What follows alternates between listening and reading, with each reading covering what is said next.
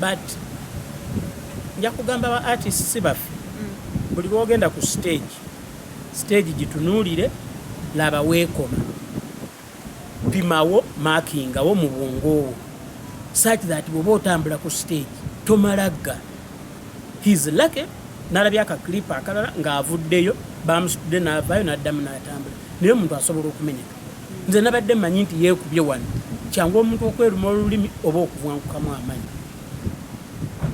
Kubira Seka Issa Yusuf ku namba giro wansi ku screen oba ku ssimu yo mukubireko gw'alina endwadde ez'enjawulo gw'ayagala alina ebizibu by'enjawulo ayagala okuba nga ofuna okujjanjabibwa ayagala passport ayagala visa ayagala obutuuze ayagala okufuna omubeezi endwadde yonna gy'oyina kubira Seka Issa Yusuf agenda kuba nga akuyambako ku ndwadde gy'oba oyina yakubulako oyagala abe ng'azuulibwa byonna agenda kuba nga abikolako omukulu ky'olowooza n'ekyo talowoozaako Seka Issa Yusuf byonna abikolako mukubire ku namba y'essimu gy'olaba wansi awo abe nga akuyamba ku nsonga zonna gy'olowooza n'egyotalowoozaako ajja gisobola mukubireko kale kubanga gazisa agenda kuba akuyamba ku ndwadde gy'oyina abe nga akuwonya. Ki okubabulira bakutwala ng'okuvuma?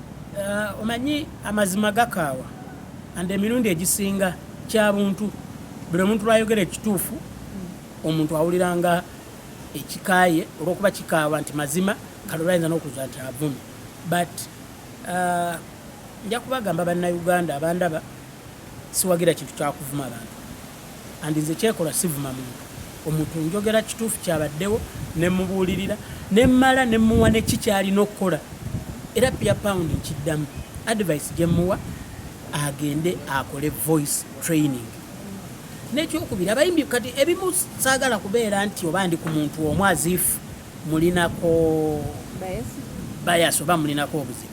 Abayimbi baffe mutandike nga okukola rehearsal ng'oli wekka ofuna omuntu akutendeke bw'ojja bw'oyimba bw'oyimirira ku stage bw'ozinamu n'ebiringa ebyo performance yebeere ngeri wholesome kukwata bukwasi microphone n'ojja abantu babeera mu audience awo ng'oli alina girlfriend oba alina muwala we nga byokola naye asobola obikola because you are even singing on a playback kati kyoyongerako ku stage kirina okuba eky'amaanyi nga kyanjawulo nti omuntu ono akulaba alabe nga alaba ekipya alaba eky'amaanyi omuntu omulala kyatakola kyatasobola kukola.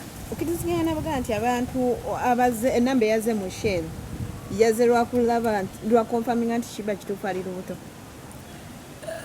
Ekyo nja kiddamu mu kigambo kya luzungu the end justifies the means. Omulabi bw'atakategeera nedda agenda afune dictionary.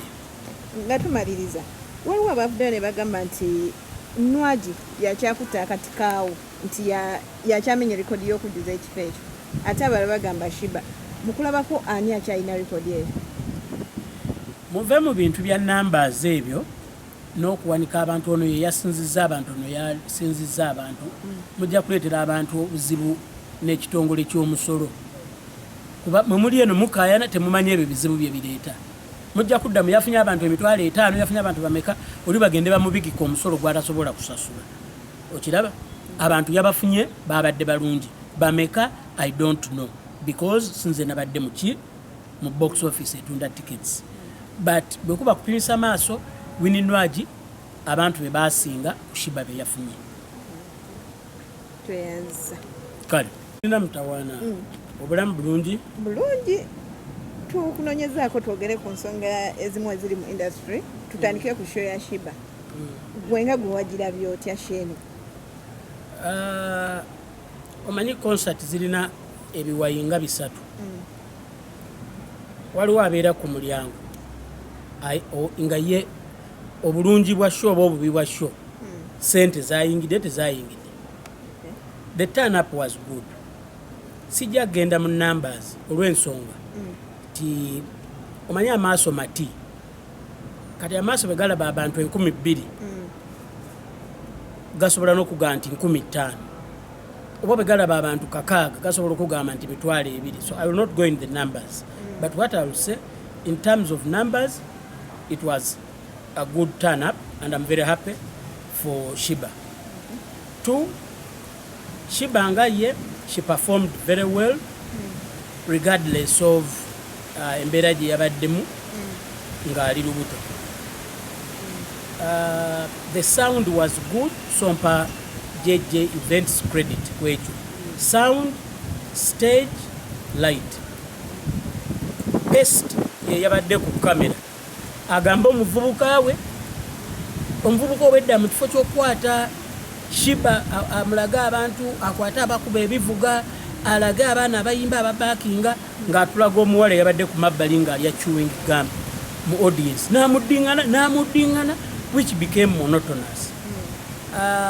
For abayimbi baffe abasinga bonna abasooseewo babadde bawoggana buwoggana. Babadde tebayimba, babadde bawoggana. Ekyokubiri, waliwo ekintu njagala abantu banoonye clips eza share bawulirize kyenjogerako bajja kitegeera. Abayimbi baffe abasinga bayimbira ku playback. Playback kwe kuteekamu flash oba CD. Naye kati abasinga bakozesa flash ne playing, kati omuyimbi n'ayimbira kuli. Naye abayimbi abamu ng'ate eddoboozi lye mu microphone kweri, ng'eddoboozi lye liyimba kirala, lisoundinga bulala, nga livuganya na liri lye baarekodinga mu studio, which is very bad and awful. Era njagala okukubira omulanga abayimbi baffe bonna abasinga bakole ku voice training. Agenda okuyimba oluyimba lwe nga kyayimba kikwatagana ne kya recordinga mu studio. Point in case, Pia Pound eddoboozi lye lyali livuga bubi. Grenade throughout yawoggana buwoggana. Wakiri bagambe ng'ali ku console nti muting a microphone onaagizaamu nga sheewedde nga neebaza abantu. I've seen that done to some artists. Okay? Musajja wange Topic Kasente musaasira nnyo yagudde, but nja kugamba ba artists baffe buli lwogenda ku stage gitunuulire, laba weekoma, pimawo, maakingawo mu bwongowo, such that bw'oba otambula ku stage tomalagga. He's lucky n'alabye akaklipa akalala ng'avuddeyo, bamusitudde n'avaayo n'addamu n'atambula, naye omuntu asobola okumenyeka. Nze nabadde mmanyi nti yeekubye wano, kyangu omuntu okweruma olulimi oba okuvwankukamu amaanyi. N'emukono yagudde, n'emukono n'addamu n'agwa. So either yabadde mukyamufu nnyo oba yabadde asanyuse nnyo, ekyabadde kimusanyusizza sikimanyi. Simanyi oba lwakuba mukwano gwa Kabako, nti Kabaka akozesa energy ey'amaanyi, kati naye yabadde ayagala abeere nga energy yeeyo gy'akozesa ate nga ye tagisobola. I don't know. But abeere careful. And tekiri ku ye yekka, n'abayimbi abalala gwe bakitwale nga kyakulabirako okwewala okukola ki, okufuna obuzibu. Omuyimbi Pia Pound we wavuddeyo n'oyogera ku nsonga eyo nti music yagaanye, yalabye nga gwe wavumye. Abayimbi baano lwaki okubabuulirira bakutwala ng'okuvuma? Omanyi amazima gakaawa, and emirundi egisinga kyabuntu, buli omuntu lwayogera ekituufu omuntu awuliranga ekikaaye olw'okuba kikaawa nti mazima, kale olwayinza n'okuza nti avumye. But nja kubagamba bannayuganda abandaba, siwagira kintu kyakuvuma abantu, andi nze kyekola sivuma muntu.